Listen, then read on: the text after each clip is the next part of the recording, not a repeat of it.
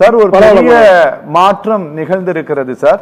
இவர்கள் ஆதரவு கொடுப்பார்களா இல்லையா அப்படிங்கிற எல்லா விதமான யூகங்களுக்கும் பலவிதமான பேச்சுக்களுக்கும் ஒரு முற்றுப்புள்ளி கிடைத்திருக்கிறது. பெரும்பான்மை இருக்கு, என்னை ஆட்சி அமைக்க அழையுங்கள் அப்படின்ட்டு உரிமை கோரிட்டு வந்திருக்காரு. ஆளுநர் கூப்பிட்டுருவாரு அப்படின்ட்டு நாங்களும் நம்புறோம் சார். சார் இந்த மாற்றம் சார், இந்த மாற்றம் ஆதரவு கொடுத்திருக்கக்கூடிய கட்சிகள் எடுத்திருக்கக்கூடிய நிலைப்பாடு, இந்த மாற்றத்திற்கான காரணம், இதை பற்றி உங்களுடைய பார்வையை கொஞ்சம் பதிவு பண்ணுங்க சார். அதாவதுங்க, சிலரின் வெற்றியை தோல்வி நிர்ணயிக்கிறது, பலரின் தோல்வியை வெற்றி நிர்ணயிக்கிறது. சரி. அதாவது சிலரின் வெற்றியை தோல்வி நிர்ணயிக்கிறது, பலரின் தோல்வியை ஒரு வெற்றி நிர்ணயிக்கிறது. இதுதான் நடந்திருக்கு. அப்ப இங்க தாவேகா இன்றைக்கு 120 ஆதரவு மார்க்கை கிராஸ் பண்ணி 2 கூட அவர்களுக்கு பெரும்பான்மை எண்ணிக்கை எட்டி இருக்கிறார்கள். வாழ்த்துக்கள், அவர்கள் ஆட்சி அமைய வாழ்த்துக்கள். முதல்ல இதற்கு வெளியிலிருந்து ஆதரவு தருகிறேன் என்று இந்திய கம்யூனிஸ்டும் மார்க்சிஸ்ட் கம்யூனிஸ்டும் விடுதலை சிறுத்தைகளும் ஐஎம்எல்லும் சொல்லியிருக்காங்க போல தெரியுது. இதுல ஐஎம்எல் கொடுத்திருக்காங்க, நாங்க வெளியிருந்து பண்றாங்களா உள்ள இருந்து போறாங்களான்னு தெரியல. காங்கிரஸ் மட்டும்தான் ஆட்சியில பங்கேற்கிறது. மற்றவர்கள் எல்லாரும் வெளியே இருந்து ஆதரவு கொடுக்கிறார்கள். இது எந்த நேரமும் இது ஒரு நித்திய கண்டம் பூர்ணாயுசுன்னு சொல்லுவாங்க. சரி, அது மாதிரியான ஒரு சிச்சுவேஷன் தான் இது. பட் ஒரு 6 மாதத்திற்காவது 6 மாதத்துல இருந்து 1 வருடத்திற்காவது இந்த ஆட்சி நீடிக்க வேண்டும். அப்படிப்பட்ட ஒரு நிலைமை ஏற்பட்டால்தான் அவர்களுக்கு ஒரு வாய்ப்பு கிடைக்கும். இந்த அவர்கள் சொன்ன திட்டங்களை எல்லாம் நிறைவேற்றக்கூடிய ஒரு வாய்ப்பு அவர்களுக்கு கிடைக்கும். எனவே அதை திராவிட முன்னேற்ற கழகத்தினுடைய ஒப்புதலுடன் தான் இந்திய கம்யூனிஸ்ட், மார்க்சிஸ்ட் கம்யூனிஸ்ட், விடுதலை சிறுத்தைகள், ஐஎம்எல் எல்லாருமே இந்த ஆதரவை அவர்களுக்கு நீடித்திருப்பார்கள் என்று தோன்றுகிறது. சரி.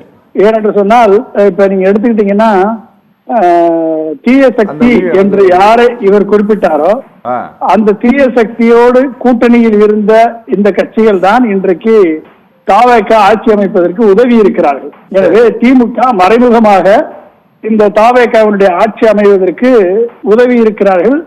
வெளியே இருந்து அவர்கள் இந்த உதவியை செய்திருக்கிறார்கள் என்றுதான் தெரிகிறது. எனவே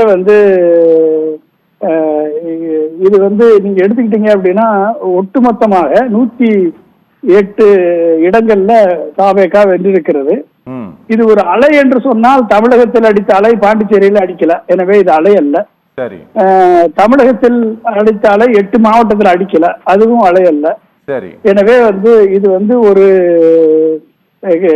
ஒரு சிலருக்கு கை வந்த கலை. அந்த கலையின் விளைவாக 108 இவருக்கு ஒரு மந்திர சொல்லாக, ஒரு எமர்ஜென்சி ஆம்புலன்ஸாக இன்றைக்கு அவர்களுக்கு கிடைத்திருக்கிறது 108. அந்த ஒரு 108 என்ற நம்பர் இதை தாண்டி ஒன்ன நீங்க பார்க்கணும்.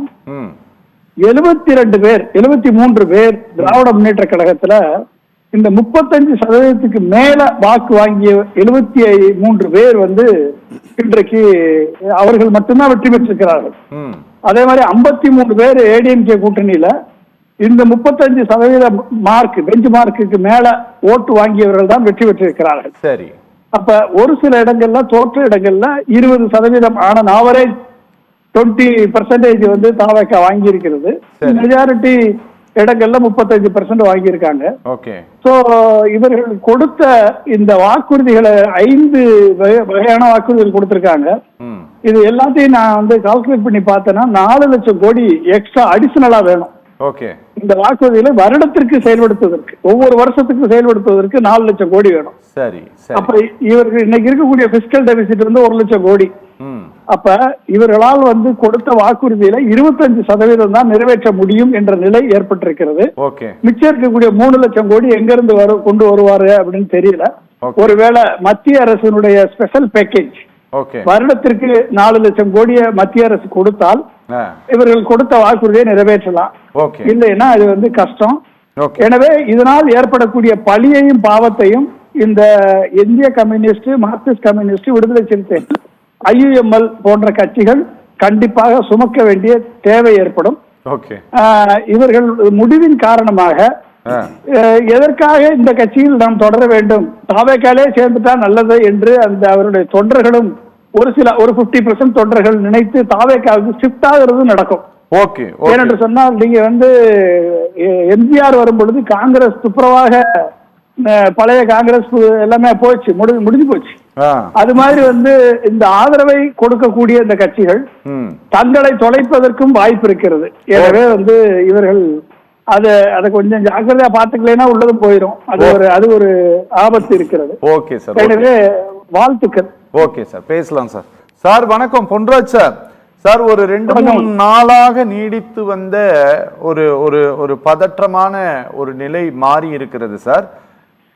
முதலமைச்சராக பதவியேற்ற பின் சுமூகமாக தன்னுடைய அரசை திரு விஜய் நகர்த்தி செல்வதற்கான வாய்ப்புகள் இருக்கும் அப்படின்ட்டு நீங்க நம்புறீங்களா? கண்டிப்பா. அது ஒன்ஸ் ஒரு பதவி ஏற்று விட்டால், அப்புறம் அமைச்சரவை அமைத்து விட்டால் கண்டிப்பாக எக்ஸிஸ்டிங் மெஷினரி அதை ஓரளவுக்கு அவர்கள் சொன்ன திட்டங்களை அவர் எதைக்கு ப்ரையாரிட்டி கொடுத்து நிறைவேற்றாரோ அதெல்லாம் நிறைவேற்றுவாங்க. ஸ்மூத்தா தான் போகும். அதுல எந்த விதமான பிரச்சனை இருக்கும் என்று எனக்கு தெரியல.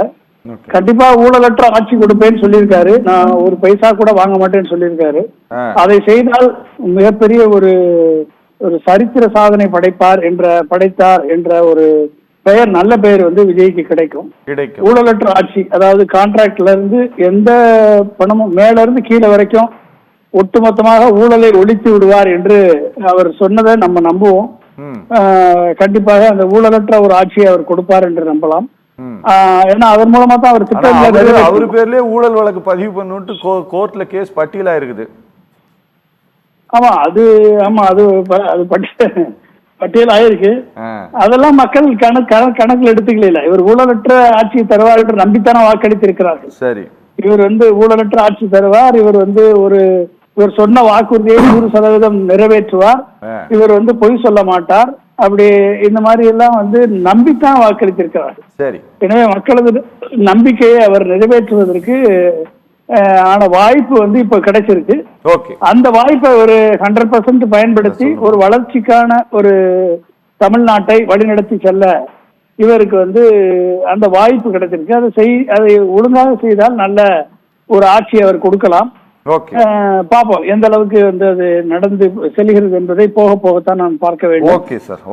இது எந்த அளவுக்கு மாநில உரிமைகளை நசுக்கக்கூடிய மத்திய அரசை எதிர்த்து இவர் குரல் கொடுப்பார், இல்ல எதிர்த்து நிற்பார், இல்ல அந்த மாநில உரிமைகளை என்னன்னு கேட்காம இருந்தா போதும் சார். ஏன்னா ரஜினிகாந்த் ஒரு தடவை உங்க கொள்கை என்னன்னு கேட்ட போது, கொள்கையா எனக்கு ஒரு அப்படியே தலைய தீர்ச்சினார் இல்ல, அந்த மாதிரி சொல்லாம இருந்தா சந்தோஷமா இருக்கும் சார் எங்களுக்கு. சரிங்க சார், சரிங்க சார், சரி சொல்லுங்க.